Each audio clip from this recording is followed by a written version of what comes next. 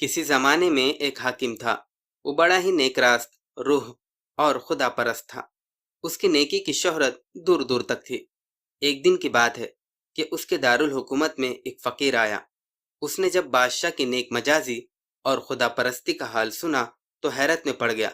उसकी समझ में ये बात नहीं आती थी कि हुकूमत का इंतज़ाम और खुदा परस्ती एक जगह क्यों कर जमा हो सकती है, क्योंकि हुकूमत तो बड़ी ही दुनियादारी का मशगला है। यही देखने के लिए वो दूर दराज का सफ़र पैदल करके आया था। जब वो हाकिम की ड्योढ़ी पर पहुंचा तो उसने इधर उधर देखा कि शायद कोई दरबान नजर आ जाए, लेकिन वहां कोई दरबान न था। मजबूरन वो अंदर गया।